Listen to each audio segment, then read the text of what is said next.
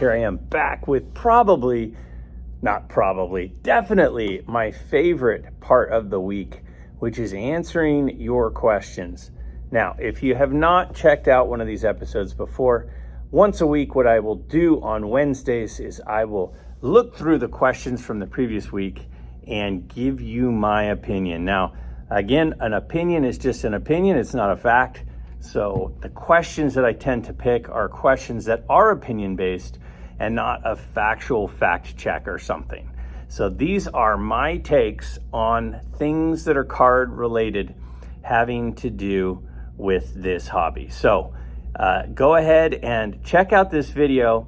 Give me your comments and thoughts about my answers. Where am I right? Where am I wrong? And last but not least, please do not forget to down below in the comments, ask your question for next week's episode.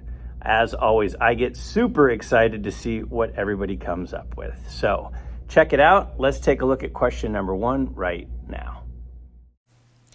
All right, with so much emphasis and attention on rookie cards in the hobby, do you think a good case could be made that the last player card appearance are undervalued and overlooked?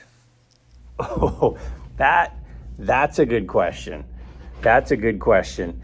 And so there is a huge emphasis on rookie cards. There's just no doubt about it. That's the obsession for all of us. And I've done some videos, as you know, on my opinions on rookie cards. I think they are the premier card for obvious reasons. Are they maybe overrated because they're 5 or 10x the second year card, when sometimes the second year card is a really cool card like a Pete Rose or a Johnny Bench or a Rod Carew? You could make that argument that second card might be better. But I do understand the obsession with the rookie card. It's the first card. It makes sense. I get it. With this particular question about the last card, it's really interesting that somebody would ask this, because I literally started making a video on this about 6 or 7 weeks ago. And I was halfway through the video, and the whole point of the video was looking at players' last cards. Now, those of us that are card collectors, those of us that are baseball fans, we're kind of wired to be into stats. We're kind of wired to be into researching. So when you have a card that has every player's stat on the back for their whole career, which, remember, that's what cards used to do, is it used to list year by year their stats. The last card, the last appearance on a card has the career stats outside of that last year. So it would make sense that card collectors would be into that. Now, a couple of things that I found as to why maybe the last card isn't as cool as maybe it once was. And one of the reasons why the last card doesn't have sort of a spike in value like you might think that it would. Number one, we can find any player's stats with a simple Google search.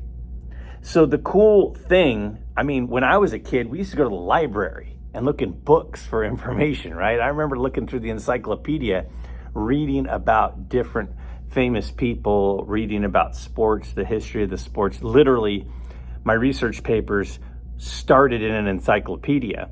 And if you're under 25, you've probably never even opened an encyclopedia, right? Well, that's the thing, is all the information out there is now so easy to find. I don't know if it's as cool to have the last card with all the stats when you can just look up baseball reference, you could look up Wikipedia, you could look anywhere pretty much and find that information so easily. But here's the thing I noticed, and this is the reason I stopped doing the episode and didn't finish doing that episode on last year cards. A lot of players finished their career with a team that we don't really think of them as being a part of, right? Like, we forget that Joe Montana finished with the Chiefs, right? Or, Brett Favre jumped around a little bit at the end. I mean, look at Aaron Rodgers right now is going to finish his career with a different team than we'll all remember him as. But specifically to baseball cards, I mean, Hank Aaron.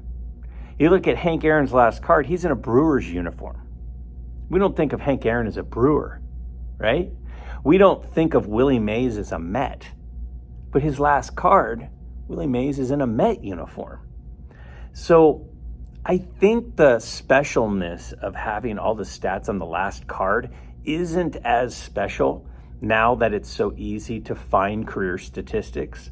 And I also think if I am collecting Willie Mays cards, or I want to get a Willie Mays card and one of his later cards, I could see why I might want his last Giants card, but I don't think that I would go after his last card when he's randomly in a Mets uniform, right? I mean, Jerry Rice finished his career with the Raiders. I mean, he was on the Seahawks for a minute. I mean, I don't want a Jerry Rice card in a Raiders uniform. So I do think the concept of the last card is cool, but I think the reason they won't be that popular is because so many times some of those players finished with a team that is outside of where they were recognizable. I have been working on a 1962 set. I have always loved the wood grain look. Do you think the 62 set is in the iconic 60s discussion? So whenever we talk about an iconic set, first of all, what does that even mean? What does an iconic set mean?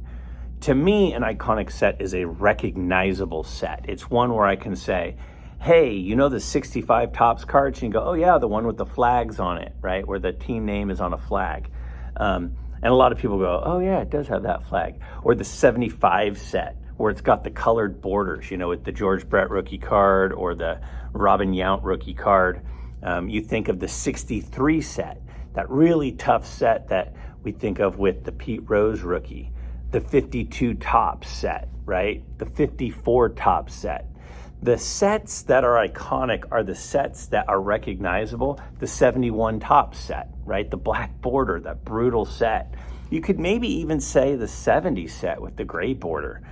So yeah, I think 62 Topps would be in the discussion of the 60s sets that are iconic because they are recognizable. You say, hey, you know, the set with the, you know, the wood grain border, sort of, you know, like the 48 Bowman versus the 49 Bowman where color started to show up. It's kind of memorable. It's kind of recognizable. But the other thing that makes a set quote unquote iconic is there being key rookie cards from the set. So when you start thinking about things like the 63 set with Pete Rose, the 75 set, like I said, with George Brett, the 52 Topps set with Mickey Mantle's second card, or the 51 Bowman with the Mickey Mantle and the Willie Mays rookie card, right? So I do think that an iconic set is one that's recognizable because of the actual look of it, like the 62 set. But I also think of iconic sets as the ones that have key rookie cards. Again, back to that 54 set, you know, you've got some big rookie cards. You got Al Kaline, right? We got Hank Aaron, we got Ernie Banks. That's one of the reasons why we all know that 54 set. So if you look at the 60s, yeah, I mean, you got a Lou Brock rookie card in there. You got a Gaylord Perry rookie card in there. You've got some key cards, a lot of second year cards too. A lot of those key golden era of baseball players still are playing and have cards in that set.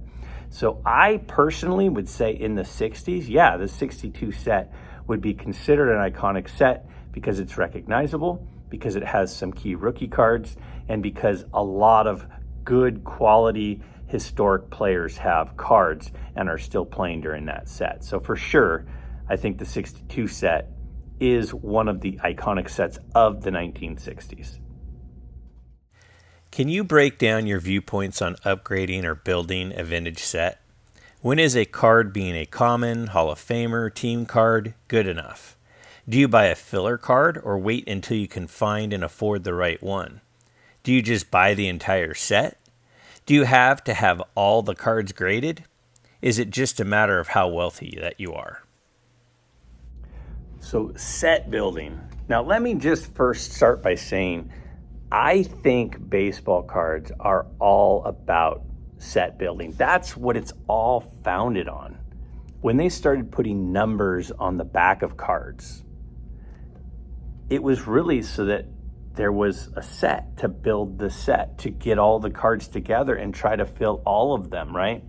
Some of the manufacturers even played some games in there by short printing a few of the cards so people would go back and keep buying more to try to get those particular missing cards from the set. So set building is definitely a cool thing. It's never really been my thing. Now, I built sets when I was a kid, the 87 tops, the 88, tops and Fleer and stuff. I had some of those sets, but the only real vintage set I ever worked on was I started a 1979 top set. And, that was the year I was born. So I was a 1979 tops set builder. But what I found was I would get money, I would start buying cards, trying to build my set. And it was just expensive. And I was spending lots of good money on guys that I was not even familiar with.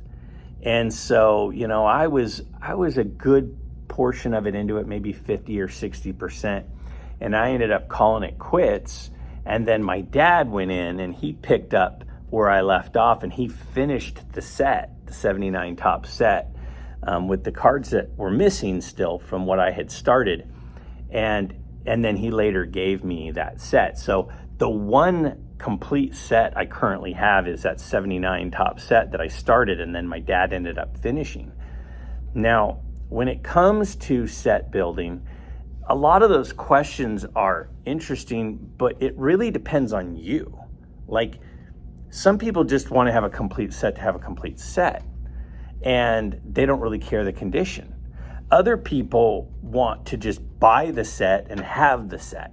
Some people want to build the set and, start with a starter set by starting with like 100 cards or something. If you're asking my personal opinion, which is what you're doing, I think that if you start with a good chunk of the cards, it's not going to be as special to you.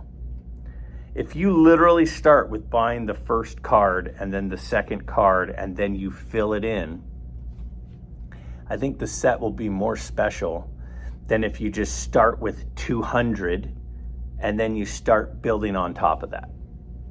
Now, my dad, I've mentioned before, he put together an entire 1959 and 1960 top set, and he started with the 60 set. And when he started, he just started was at a show. I remember seeing him at a show, and I go, "What are you doing?" He goes, "I just bought a bunch of the 1960 tops cards. I'm going to make the set." And one of the first ones he got was the 1960 Mantle. And the thing about that is he literally started from ground zero and went from one card all the way to it complete. Once it was complete, he went in and he just started upgrading over time. And then he later did the 59 set. And when he did the 59 set, he started with a bunch. Started with like 150, 200 in one bang, one purchase from a guy. And I think that set was always a little less special to him because it almost felt to him like he had cheated by buying so many to get started with. So I think this is all a personal opinion thing, but my hunch is if you just start with one card at a time and just start building and you just start piecing it together, I think that you will be happier with the set. And I think if you start with just filling the set and then you decide, you know what, I think I want it nicer, then upgrade later. And then you want to get it even better, then upgrade later. I think as long as it makes you happy in having whatever it is, whether it be a lower end set or a really pristine set in holders, as long as you're happy with the set, that's the whole point, right? So it really depends. But if I were to encourage you any direction, it would be start with one card and then 2, and then 3. And when you're done, I think that set will be a lot more memorable for you than if you just buy 200 cards and start the set that way and then start filling it in. I was just gifted some mid to late 80s and early 90s cards. I know there isn't a lot of value. I like raw over graded, but as a newer collector, I feel like it would be much easier to sell these as graded over my untrained eye with a raw card. How can a new collector balance selling raw or possibly losing money on grading just to have an idea of the value? Oh, all right. So this is my roots. This is junk wax eras for a lot of us, our roots. Now, again, I really started collecting 1987 tops. That was the first set I ever had. That was the first packs I remember opening. I had a few 86 tops too, but that era from about 1987 to the early to middle 90s, the production was so out of control. I mean, you could go into a Costco and they just had pallets of boxes. Because of that, the supply is so high that there's just millions and millions of those cards out there. So almost never would I tell you that they're worth grading. Now, does that mean you should never grade a card during that period? No. There are some special cards, some iconic cards, some recognizable cards in a really high grade that would be worth grading.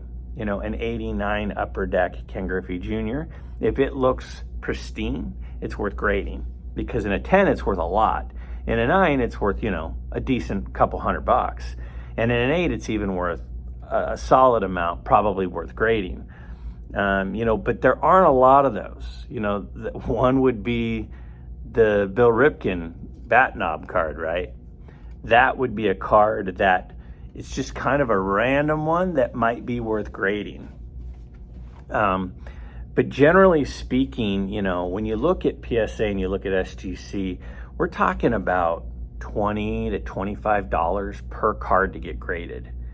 Now, any card from about 87 to the middle 90s, it would have to be pretty darn close to perfect. It would pretty much have to get a 10 to get your money back for grading, even though they're Hall of Famers, even though there are some good cards. I mean, Tom Glavine rookie cards, Fleer rookie cards, Donruss rookie cards, Topps rookie cards. Even if it got a 9, you're not going to get your money back from your grading. So I would encourage you to just enjoy those cards and hang on to them. I don't think I would grade them. If you're adamant on selling them, then you might have to even do them kind of in lots on eBay or something, or maybe do a card show or something, sell them as a big lot of cards. But I wouldn't encourage people to grade many cards from that era, just because if you're not getting a 10 or a 9 in a really super desirable card, I don't think you're going to get your money back from the grading. So I would just say, hey, keep those cards. They're probably worth more to you than they would be producing if you were to sell them. Hang on to them, enjoy them, see what happens down the road. But I don't think getting them graded is the way to go. How do you send cards in the mail for autos? Very interested in that. How do you get the addresses? So I love through the mail autographs, and to me the place to go is this Sports Card Forum website. It is completely free. You just need to sign in and get an account, and they have this TTM manager here. And it has all sorts of autograph addresses. A lot of them are free. So again, you have all the different sports up here, different tabs. Along the left, you have the top 25 of different sports, for example. And then up top, you can search for a player by their name even. So you can, just look at a certain player and type in their name and see if they're in the database. So Eckersley is a guy that people were asking me about because I bought his rookie card to have signed. Now, here's an address right here for Eckersley, right? But if you look down below, you can see the recent successes or failures. using that address. So again, this is a forum of people, and they just share their results and see what are the addresses that are working and which are the ones that aren't.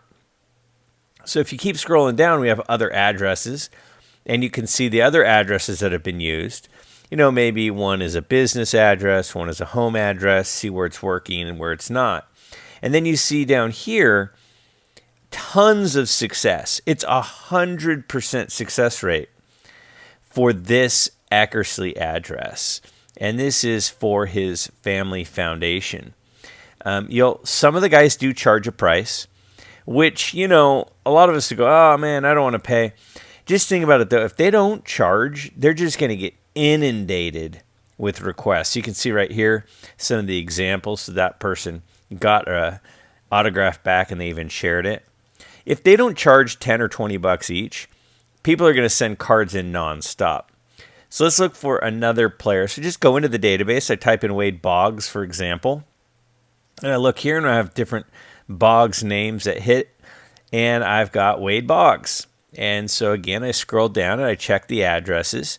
And again, you want to be checking to see what the results are of that address. And the results have, you have the address here, but then it also has, the dates that address was used, the instructions like how much a player might charge. A lot of guys are free. But again, Sports Card Forum, this is the way to go. So all you do is in an envelope, you put a self-addressed stamped envelope. You put the card you want to send. This is me sending to Tom Glavine recently. I usually put a little note in there. And then I usually sandwich it between a couple of index cards just to help protect the card for when it's going through the processing at the post office. And again, make sure your stamp's on it. Make sure your envelope has your address on it. And then on the outside, you just put the player's address that you found on the website that I just showed you and send it off. And I would encourage you only send these with cards that if you don't get them back, it's not going to be a big deal. I wouldn't be sending $100 cards in the mail that you may never see again. So I hope you enjoy through the mail autographs. I think it's fun. So that does it for this week's episode. Please ask your question down below if you have something you'd like me to answer on next week's episode.